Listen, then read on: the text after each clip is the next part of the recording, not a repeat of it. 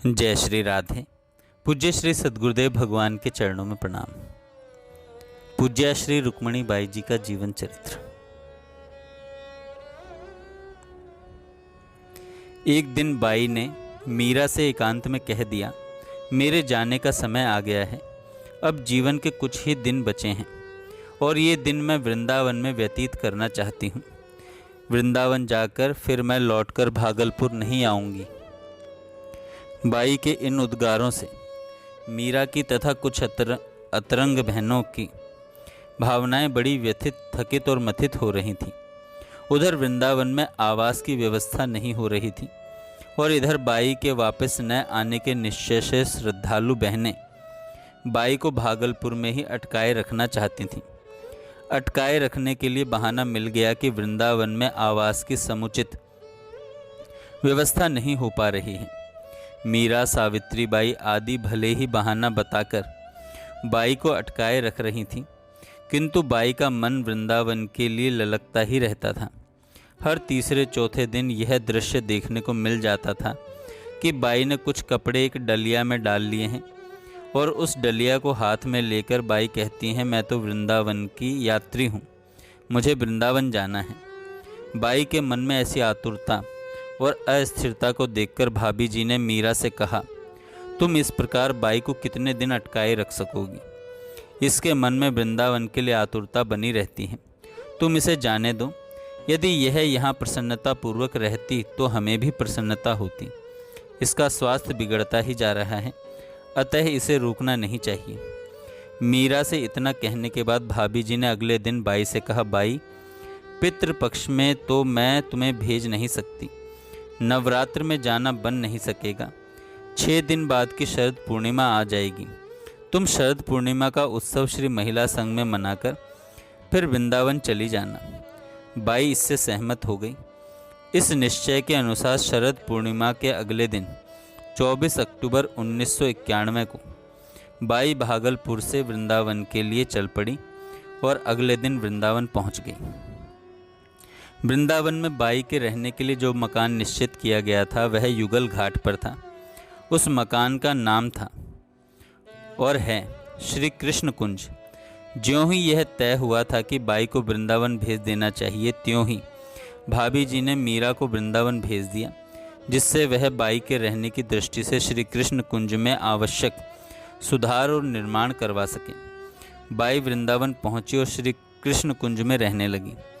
By के साथ Narmada by, Pushpa by, Shashi तो थी ही। इनके अलावा भाभी जी ने एक दरबान और एक नौकर भी भेज दिया था, जिससे बाई को किसी प्रकार की कठिनाई का सामना न करना पड़े। भाभी जी के आदेश से श्री राधा नाम संकीर्तन की व्यवस्था हुई। बाई का सदैव आग्रह रहा है कि जहाँ भी मेरा निवास हो वहाँ श्री राधा नाम संकीर्तन होना चाहिए।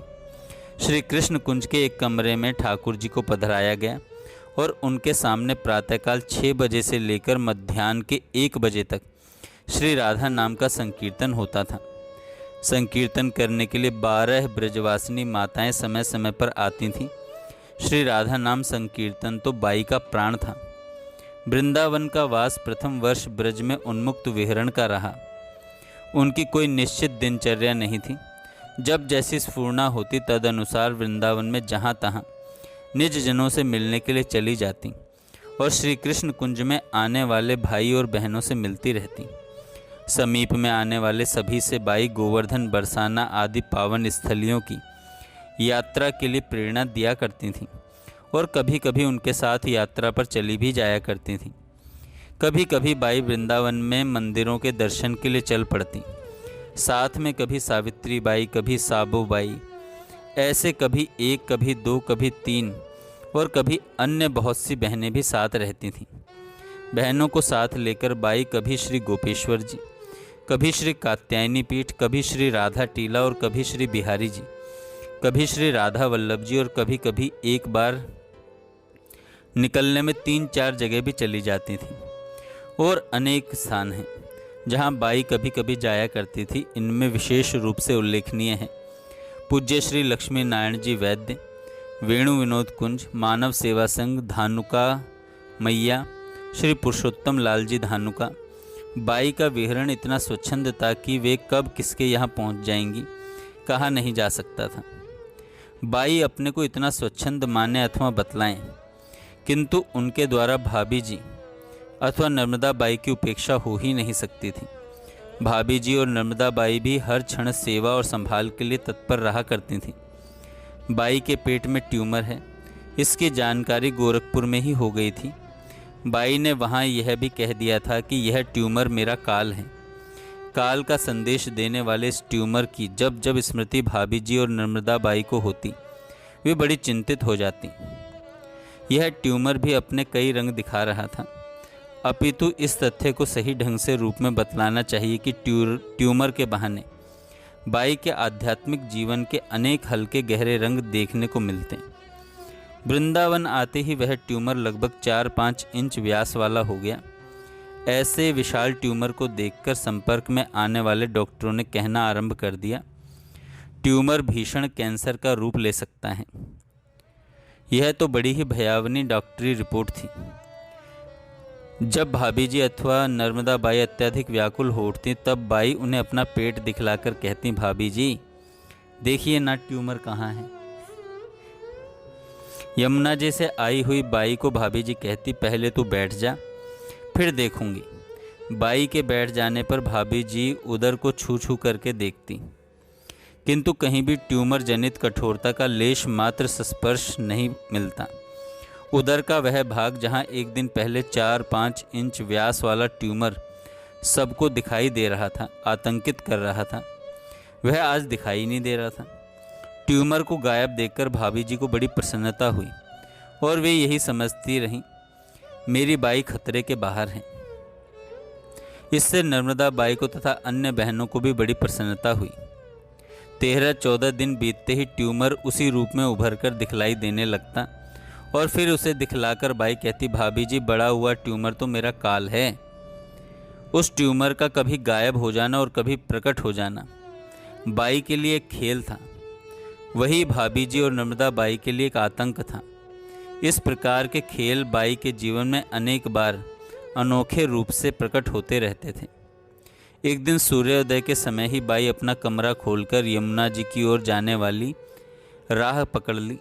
श्री कृष्ण कुंज में साथ रहने वाली बहनों को इस बात की तनिक भी भनक नहीं थी। वे सब बहनें तो अपने दैनिक सेवा पूजा कार्यों में संलग्न थीं। श्री कृष्ण कुंज से निकलकर बाई यह सोचकर जा रही थी कि यमुना जी की ओर जा रही हूँ, पर सत्य यह था कि किसी अन्य दिशा की ओर जाने वाले मार्ग पर उनके पैर बढ़ रहे थे। उन्होंने रास्ता गलत पकड़ लिया था। उसी समय 7-8 साल का एक छोरा आया और बाई से पूछा, बाई तुम कहाँ जा रही हो? बाई ने उलटकर प्रश्न किया, इससे तुम्हें क्या मतलब? वह भी साधारण छोरा नहीं था। बाई की बात को अनसुनी करके पुनः अपना सवाल दोहरा दिया, तुम बताओ ना कहाँ जा रही हो? बाई उससे मुंह लगना नहीं चाहती थी। ये ब्रजवासी छोरे टोक टोक कर सगुन बिगाड़ते हैं। अतः उस छोरे की जिज्ञासा की उपेक्षा करते हुए बाई ने फिर कहा, मैं कहीं भी जाऊं तुम्हें क्या, तुम रास्ते से हटकर चलो। वह भी छोरा अड़ा रहा और फिर पूछा, तुम बताती क्यों नहीं कहाँ जा रही हो? तब बाई ने बतला दिया, यमुना जी। इस पर छोरे ने लटकती हुई भाषा में कहा, यह यमुना जी का रास्ता है क्या? यह तो गलत रास्ता है, देखो वह रहा यमुना जी का रास्ता। रास्ता दिखलाकर वह छोरा उसी समय अदृश्य हो गया। बाई ने चारों तरफ नज़र दौड़ाई पर वह कहीं भी दिखलाई नहीं पड़ा। बाई ने तुरंत समझ लिया कि वह बाल कृष्ण ही तो आया था रास्ता बतलाने के लिए, मेरी संभाल करने के लिए। अब सही रास्ता पकड़कर बाई यमुना तट तक पहुंच गई। एक बार एक व्यक्ति श्री कृष्ण कुंज के सामने से जा रहे थे। वे प्रौढ़ आयु के थे। प्रातःकाल का समय था, शायद यमुना जी जा रहे होंगे। ज्यों ही श्री कृष्ण कुंज के सामने आए, उनके कानों में राधा नाम संकीर्तन की ध्वनि पड़ी। बड़ा सुमधुर गायन हो रहा है, सुनकर बड़ा सुख मिल रहा था। राह में खड़े खड़े संकीर्तन सुनते रहे, सुन भी रहे थे और सोच भी रहे थे कि यह कौन सा स्थान है जहाँ इतना सुंदर कीर्तन हो रहा है। वे सुनते ही प्रतीक्षा कर रहे थे कि कोई भाई या बहन मिल जाए तो उनसे इस स्थान के बारे में जानकारी प्राप्त करूं। कुछ देर बाद उन्होंने देखा कि एक माताजी श्री कृष्ण कुंज में प्रवेश कर रही हैं। उन्होंने माताजी से पूछा, मैया यह कौन सा मंदिर है जहाँ इतना सुंदर कीर्तन होता है? तो माताजी ने कहा, यह मंदिर नहीं, यह तो रहने का मकान है। यहाँ एक भक्त बहन रहती हैं जिनका नाम रुक्मणी बाई है। उन्हें सब बाई ही कहते हैं। भागलपुर की रहने वाली हैं। ये कुछ दिनों से यहाँ आकर रह रही हैं। इन्हें राधा नाम संकीर्तन अत्यधिक प्रिय है। जहाँ भी रहती हैं वहाँ कीर्तन होता ही है। इस परिचयात्मक सरस वर्णन से प्रभावित होकर उस भक्त सज्जन ने प्रश्न किया, मैया मुझे भी उनका दर्शन करवा दो। माताजी ने दर्शन की बात दूर रही, उनसे मिल सकना ही कठिन है। घंटों घंटों बैठे रहने के बाद सौभाग्य से दर्शन हो पाते हैं। घंटों घंटों बैठने के बाद सौभाग्य मिलेगा ऐसा निश्चित नहीं है। और पुरुषों से तो बाई मिलना ही नहीं चाहती। यदि किसी पुरुष को मिलने के लिए अनुमति मिल जाती है तो उनके आवास में वहीं प्रवेश कर पाते हैं जिनका वेश भारतीय हो। उस सज्जन ने कहा, मैं कई वर्षों से वृंदावन आता रहा हूँ। ब्रज 84 कोस की यात्रा 2 बार कर आया हूँ, परंतु कहीं भी राधा नाम की ध्वनि सुनने को नहीं मिली। इतने गुप्त रूप में रहने वाली यह महिला संत ही राधा नाम की परम गुप्त निधि प्रकट कर सकती है। मैं तो आपके मुख से यह वर्णन सुनकर इसी में अपना सौभाग्य समझता हूँ। उनके द्वारा संस्थापित राधा नाम कीर्तन की ध्वनि को सुनने का अवसर मुझ तुच्छ व्यक्ति को मिल सका। इतना कहकर उन्होंने द्वार को और फिर उन माताजी को प्रणाम किया और चले गए। जय श्री राधे।